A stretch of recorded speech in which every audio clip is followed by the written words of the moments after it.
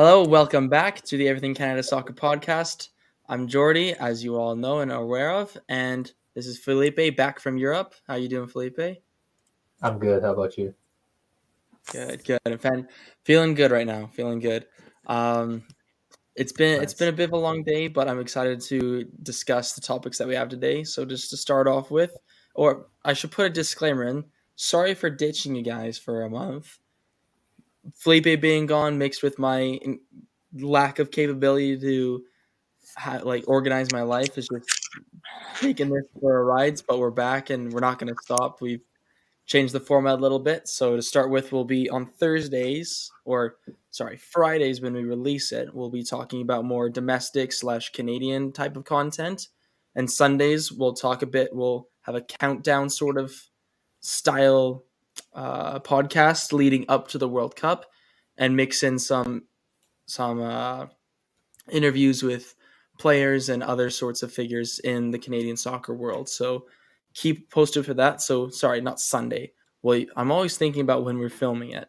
Thursday will turn into Friday, so we'll release Fridays like always, and then we'll release on Mondays at the beginning of the week and turn it into an audio format as well. So for those of you that can't wait for the video format, you'll have it in audio format as well.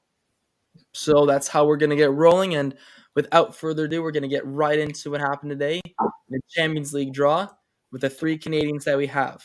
So, as we see, as we saw, Kyle Larin moved to Club Bruges, which mean then to join Tejan Buchanan, which means that Eustachio at Porto, they will end up playing each other twice in the group stage, which is like, I'm not sure if any Canadians have actually played each other in the group stage. Do you have anything like that in your memory, Felipe? Because I can't remember anything like that.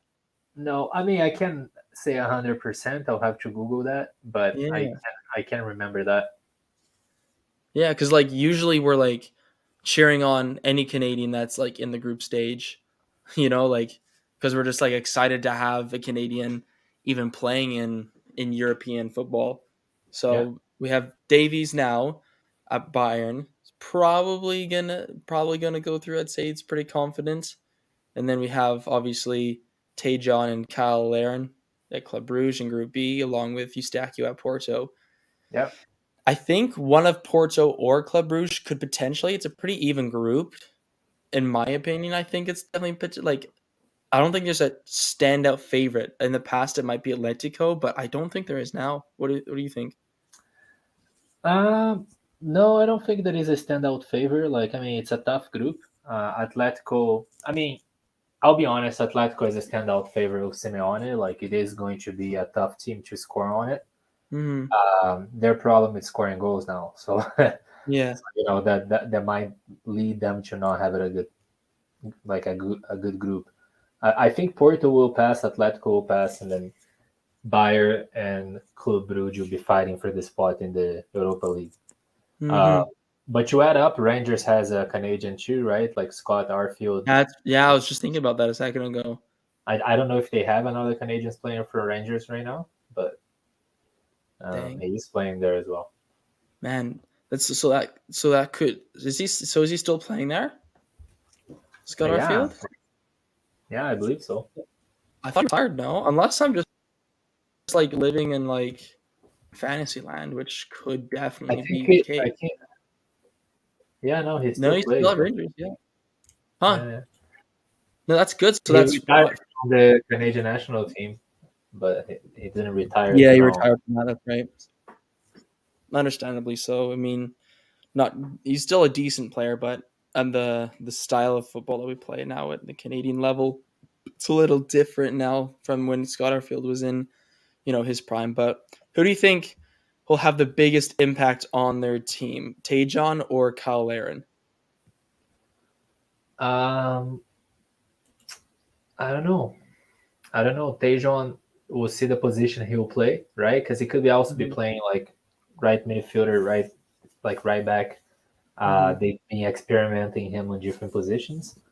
So because of that, I will say Laren, because they're already gonna play him as a striker. He was already doing that at Fair. Besiktas, so I feel like he's gonna be more consistent than Tejon. I think Tejon will play, and I Mm-hmm. think he will play in different positions and sometimes come out of the bench as well. So because that was happening as in the end of the the Belgian league, that was Hmm. happening. Yeah, I think that's a fair assumption. It was like a pretty it was a bit more there was a bit more media attention I think when Lairn came over from Besiktas to Club Brugge than when Tajon made the leap over the Atlantic to come over. But I think this I think could be a breakout year for Tajon just because he's getting a little bit older. He's a bit more settled in. He's had a year under his belt at pardon me, or no, no, he's not. He was there in January, right? That's when Mhm. he. That's right, because after the season with New England, he went there January. So now that he's kind of got that, he's got a preseason under his belt now. I think that he's definitely primed and ready to actually take on a bit more of a solid role in the team. Maybe keep him in the same position, see if he can string some games together. Because especially leading up to the World Cup, I think we're definitely going to need all of our starting 11 playing consistently, Yeah, including Laren. yeah, absolutely. He did play this last game, but Dejan hasn't played in a little while, I think. Mm-hmm. So he is coming out of the bench, but he's not having a good beginning of the season. Like five matches, no goals. Yeah. But also coming out of the bench, and then Tejan.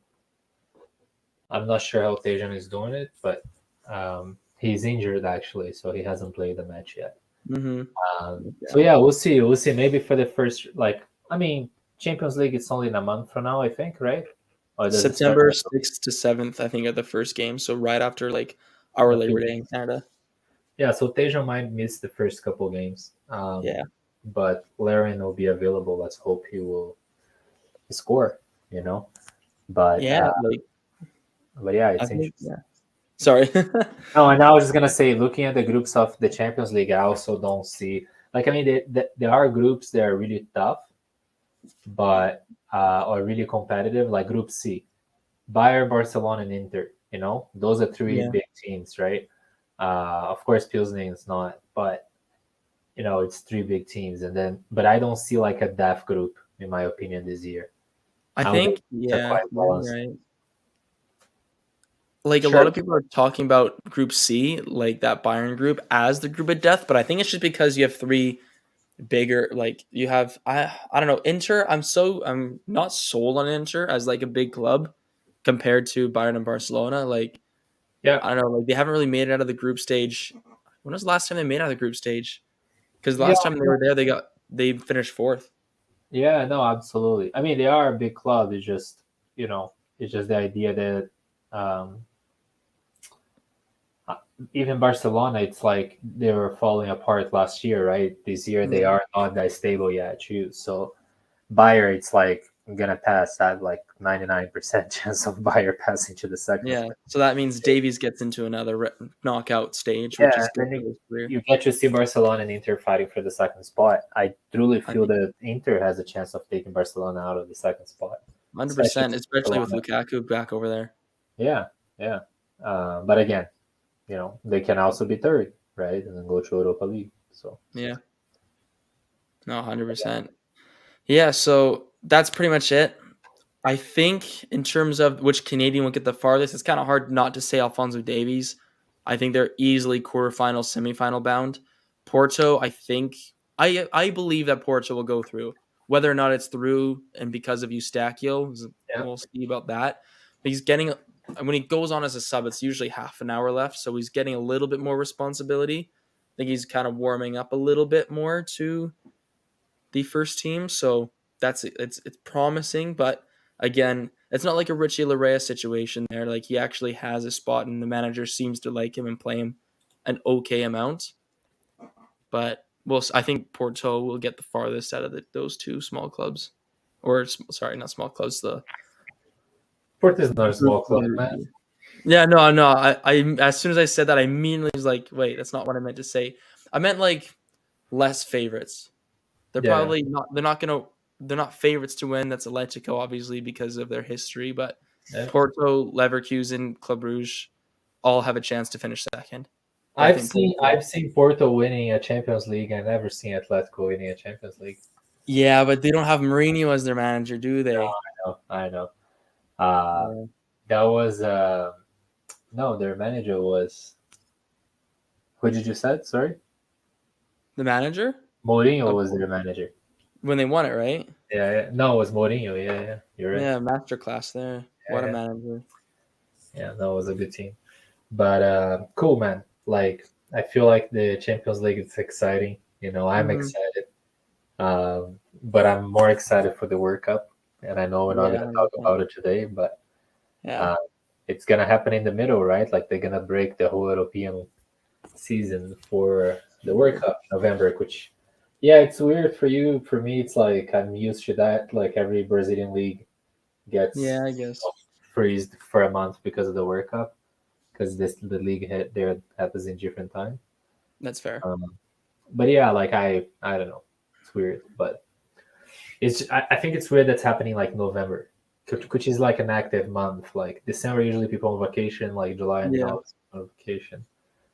Um, yeah, they're gonna put it right in a month that like people are working or leaning towards holidays. So yeah. for Right. kids, I don't know if it's like the greatest season, right? But Yeah. I mean, it is what it is. We could always we'll talk about that more when we record it on Sunday. But yeah. let's get back to Canada and the biggest news in CPL history since a long time. I guess since they moved. I don't know. Big news. I don't know when because it doesn't really seem appropriate to say the biggest news in CPL history when it's only like 4 years old. But it's Mark Noonan as the new Canadian Premier League commissioner, which is way overdue. I don't know how we functioned as a league without a commissioner because obviously Mark Clenachin went to create another club with his childhood friend, which I get, fair enough. The league does need to grow, but it also left the CPL in a bit more of a vulnerable state because it was just a bunch of directors making these decisions. And granted, they've made decent decisions. I mean, the league is still alive and well and by doing almost about as good as you could probably hope for at this stage during like a virus and everything. But I'm really interested in wanting to talk about what this means for the future of Canadian soccer. So he is the new commissioner of the Canadian Premier League and is the CEO of Canadian Soccer Business, which as a few months ago, all that debacle happened. But it is a new sport, not new sport, a new chapter following this success. Do you think that we should be hopeful or wary, considering he's the CEO of Canadian Soccer Business?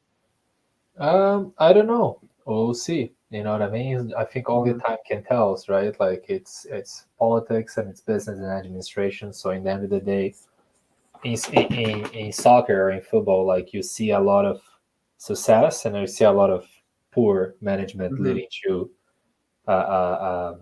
bad things. And you see that in Europe, you see that in Asia, South America. It doesn't matter the market. You Yeah. can pick success stories and you can pick people that failed, right? So I don't like really giving my opinion to people that work on that side of business. Yeah. Maybe that's a thing we can talk about it in 3 months, 4 or 5, 6 months from now, right? Like you can start Yeah. seeing actually action, but that's my opinion. Yeah. Yeah. I think we should definitely revisit his performance for sure because I think the first couple months it's kind of hard to judge a new commissioner that quickly or a new like when a manager comes in, people want to throw blame at him right away, but you kind of have to let everything kind of settle first and then give a few months and then you'll see his impact starting to happen. But I think do you like in terms of because he had mentioned expansions because he's definitely open to that, but he said it needs to be at the right time. We have Vancouver coming next season. Do you think that we need to add teams as quickly as possible, or after this ninth, should we wait and chill a little bit until the next expansion club comes, or should we just start adding as often as we can? I think that um, I don't think adding teams is the problem. I think that adding teams that don't have a business plan, like a solid business plan in place, it is not good. So Hmm. teams, for example, that don't have a long-term lease agreement to play in certain arenas or places, that they have to look for different stadiums or different arenas every year, that's a no go. Hmm. Uh, Teams that, for example, the project that they're doing in Saskatoon right now, right? Yeah. They're trying to build. I think it's going to be a lot of subsidiary from the government as well to build a stadium there, and that's Yeah. going to lead them to have a CPL team because they're going to have nice infrastructure. But it's not just that; like they need to present a project of how parking structure works, how to get around the place, right? We see with the Cavs here in Calgary, they have a shuttle from downtown Calgary to the soccer game, which is not in a Hmm. central area of the city. Yeah. And those are plans that it needs to be in place before you open. And of course, like presents that you have an X amount of money to spend in marketing and then things like that. It will try to attract more fans. So I feel Hmm. like those things are solid. If they don't have it a solid business plan like that, do not let it open. You know what I mean? Because there are a Yeah. lot of markets. There are small markets in Canada that I truly feel that they would benefit out of a local sports team because they don't get teams like that on a regular. You know what I mean? Hmm. Like there are teams that usually no major franchise. So putting a city like Vancouver or Toronto, like, sure, it's great, but it's a lot of competition as well. Like, Yeah. I mean, you see York United. York United is one of the worst fan base by numbers in Canada, like the of the I'm in CPL, Edmonton. Yeah. right? They are on a major market. They're in a much larger market than Calgary, for example. Yeah. But Calgary, Calgary will have more fans, right? Yeah. So at the end of the day, it's poor administration that leads to that, or poor planning. So I feel like there are places like St. John's in Newfoundland that might benefit much more than a place like North York or York, right?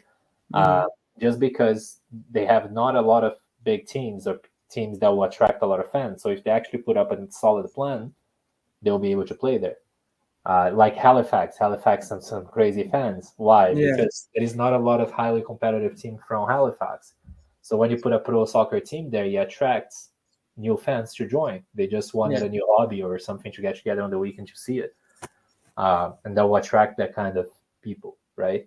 So I feel like Hmm. looking at new markets, the CPL needs to be really strategic, but being close to that's impossible because until the league don't have at least 10 teams, you should be open to have new teams.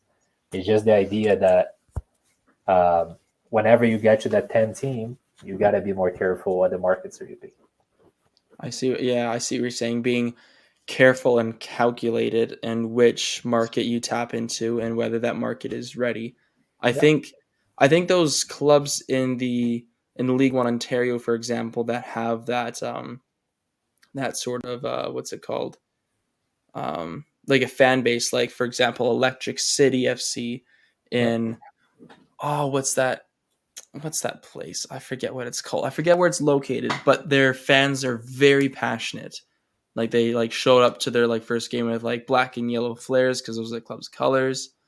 They just had then they've kept it going. They had a little controversy at the beginning because I think some things were said in the crowd that probably weren't good to say, but you can tell, sorry, that the passion is there. And I think that's the problem with York and Edmonton is that their plans weren't there and the passions weren't there. Edmonton, it's definitely a soccer city.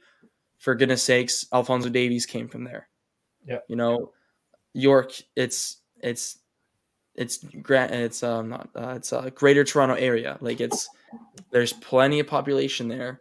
So I think those clubs can. I think this is my opinion on it. Like I think it's great to have expanded teams or to expand teams and create like a larger reach, but I also think that we shouldn't neglect Edmonton and York because those are the two clubs. Every other club is fine. Hell, even Atletico Ottawa is doing just fine. But I think at Mountain it's not a problem. I feel like they also have potential to have a nice fan base. I just think yeah, their problem was poor administration, marketing, and and most that's the thing. Like I think we need to take care of Edmonton. They don't even have an owner at the moment. The league owns them.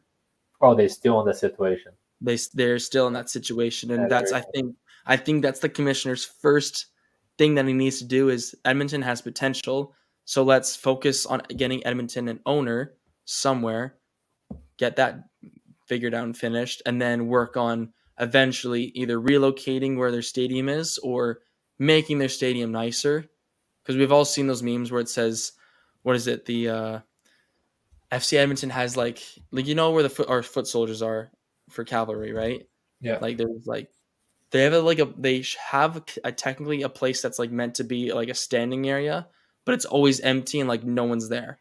And so that's kind of like a meme across like The Clark. Canadian soccer like ping pages.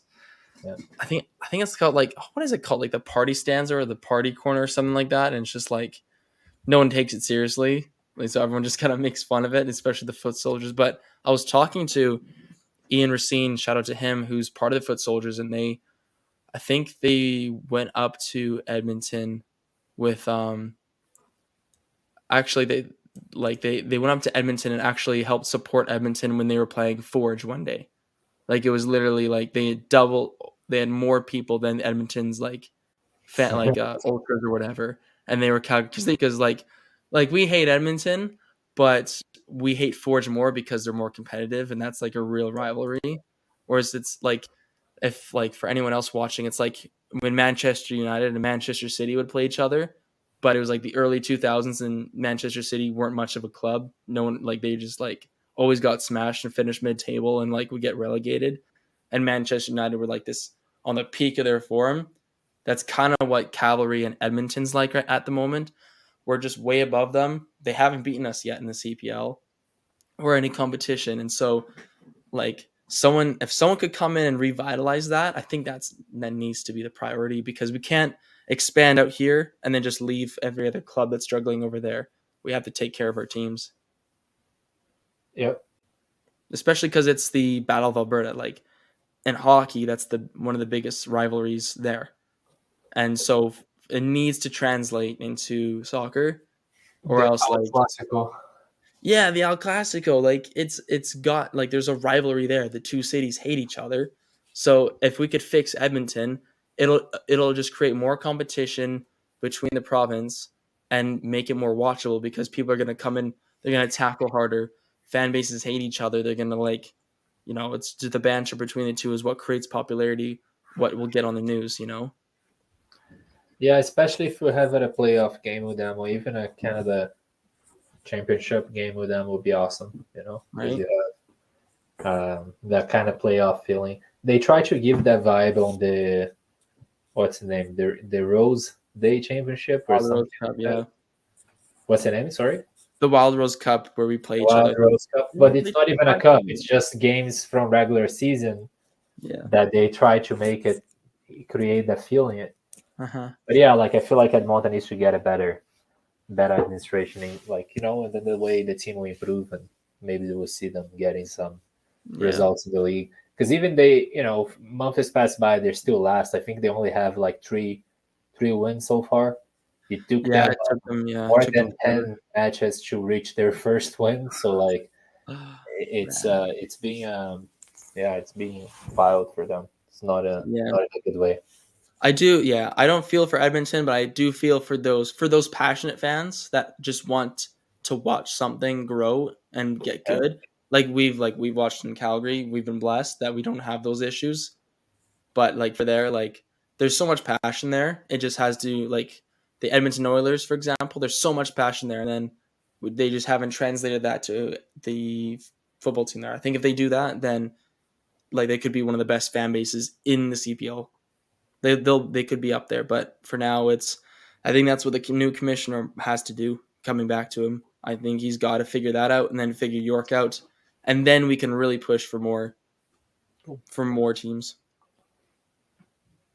I agree. So yeah, Well, because County Vancouver now that's coming up in 2023, we will have 9 teams.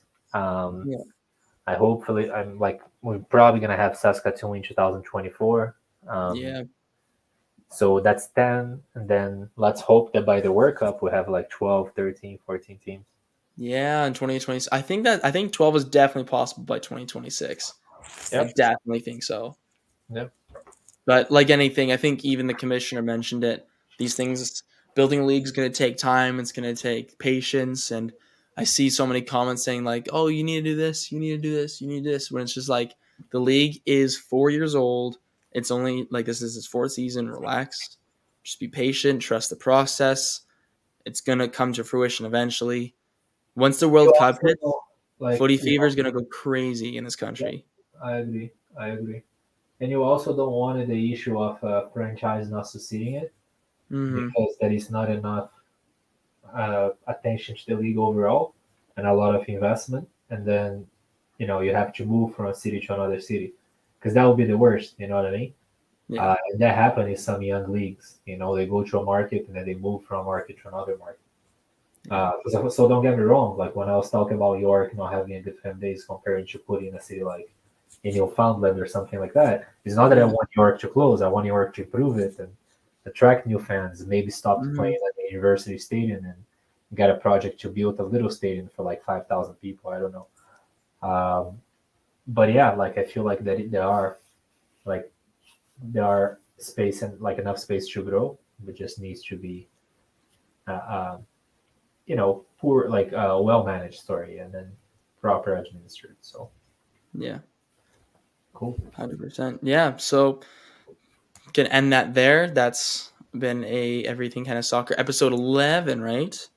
Yeah, and I think it might be. No, man, you might be right. Might be right. I've been Anyway. traveling, so I've been off brainwashed. Yeah, seriously. If well, yeah, that's okay. Everyone knows stuff happens. But episode 11, hopefully you guys enjoyed this little new shorter format. We'll see you again when we release a new one Monday. Make sure that Yep. happens. And we'll see you guys in the next one. Let us know your thoughts. Make sure you comment, like, subscribe, all the fun stuff. And we'll see you guys on the next one.